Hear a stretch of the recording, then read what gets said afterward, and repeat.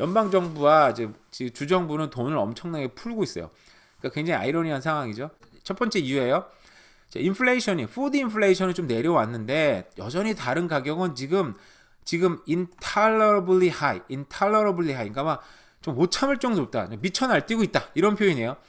음식 가격 확실히 좀 줄어들었는데 지금 대표적으로 지금 문제가 되는 게 요즘에 가스 앤 오일 가격이 갑자기 뜬금포로 제가 요즘에 세계 경제 뉴스 잘 안 봐요. 요즘에 좀 관심이 없어가지고 이란이 다시 지금 뭐 이스라엘을 지금 뭐 공격하겠다고 얘기를 했어요.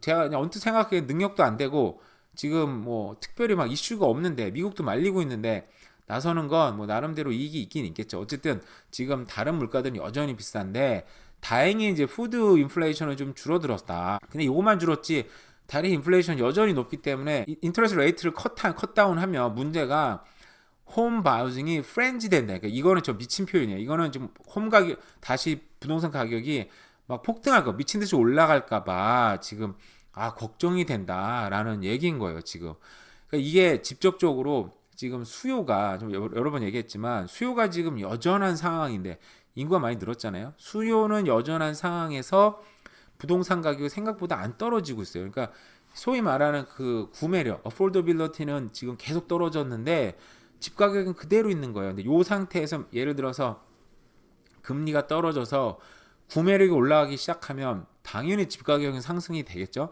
근데 그런 책임을 지기가 굉장히 애매하겠죠, 사실은. 자기 책임 같잖아요. 정치권 아무것도 안 하는데.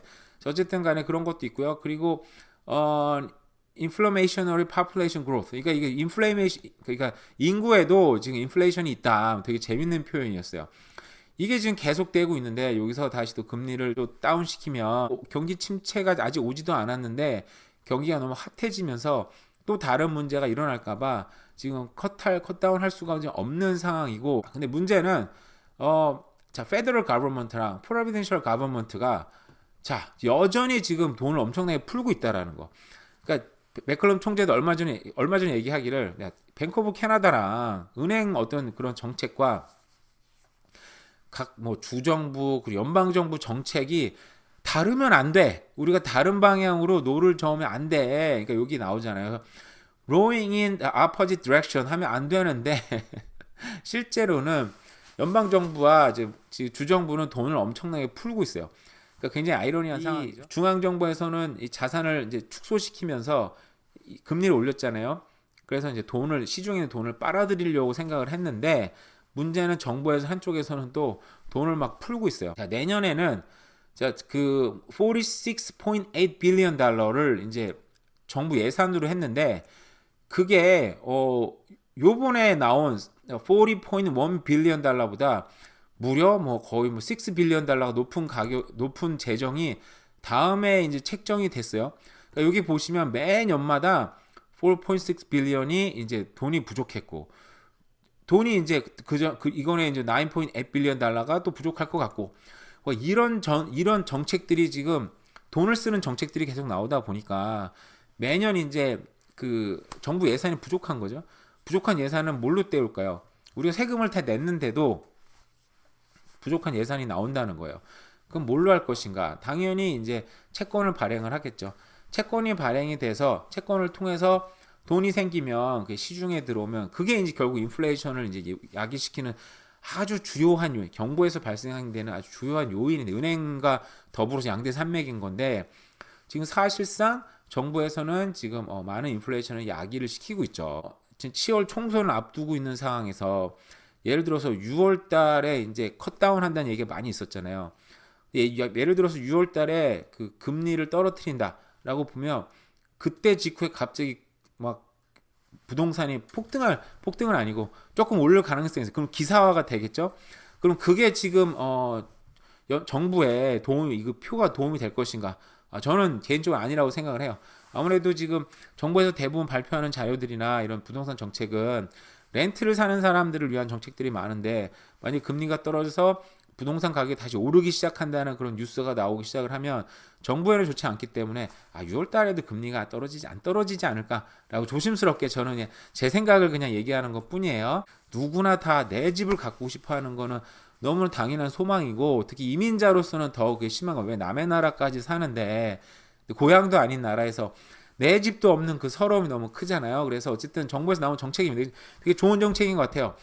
자, 새 집을 구매하는 사람한테는 원래는 25년 그 모기지 보험이죠. 모기지 보험은 20% 이상을 내야 되고, 그리고 25년만 했는데 30년 모기지 상환을 허용했다고 합니다. 이건 뭐 이자를 더 내는 거긴 하지만 그래도 매년 내야 되는 돈이 좀 줄어드니까 그거는 이제 뭐 좋을 수 있는 거예요. 좀 상대적으로 살만한 주택의 가격을 이제 자극시킬 수 있는 어떤 있다고 생각해요. 거기에다가 뭐 예를 들어서 금리까지 떨어지기 시작하면 이제 가격이 상대적으로 중저가 주택부터 이제 좀 오르기 시작하지 않을까. 근데 어쨌든 이런 건 처음 집을 사는 사람들이 주는 혜택이기 때문에 뭐 저는 이제 뭐 필요하다, 어쩔 수 없이 필요하다는 생각이 들고요. 정부에서도 지금 주택 시장에 개입을 하기 시작을 하고 있습니다. 이거를 최대 18층까지 나무로 이제 집을 짓는다고 합니다. 그래서 저도 옛날에 콘도 살 때 거기가 목재 콘도였는데 사실은 몰랐어요. 그 층간 소음은 이제 좀 장난은 아니었는데 목재 건물이었고, 근데 모르고 살았어요. 근데 살다 보니까 사람들이 여기 4층, 그 당시에 4층 5층은 나무로 막 그런 얘기 듣고 사람들한테 그렇구나, 내가 사는 건물이 나무구나, 그럼 불나면 어떡하지? 뭐 그런 걱정도 했는데, 요즘 나오는 건물들에는 스프링쿨러가 그 베란다에 설치돼야 돼요. 그러니까 옛날보다 훨씬 더 많이 설치돼야 돼서 스프링쿨러가 터져서 데미지를 입는 상황도 많이 있대요. 예, 그래서 불난을 걱정 자체는 이제 제가 볼 때 안 해도 되는데, 어쨌든 나무로 짓기 때문에 뭐 콘크리트 건물보다는 좀 층간 소음이 좀 덜하지 않을까.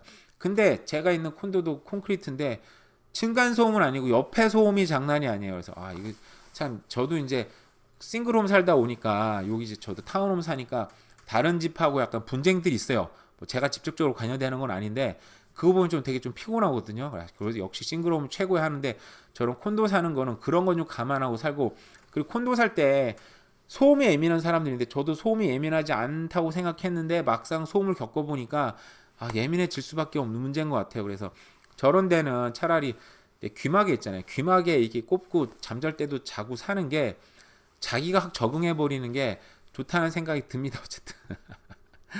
어쨌든 이게 18층짜리 건물이 세워져서, 그 전에는 그 12층이네요.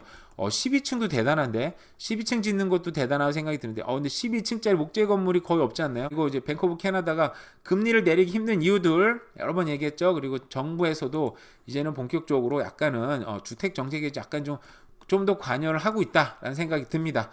그래서 이게 타이밍을 잘 맞춰서 집값이 확실히 제 생각에는 뭐 2025년까지는, 그래도 2026년까지는 꾸준히 그래도 좀 뭐 아주 폭등하는 구간이 있다기보다는 완만한 상승이 일어나지 않을까라는 그냥 제 개인적으로 생각하고 있는데요.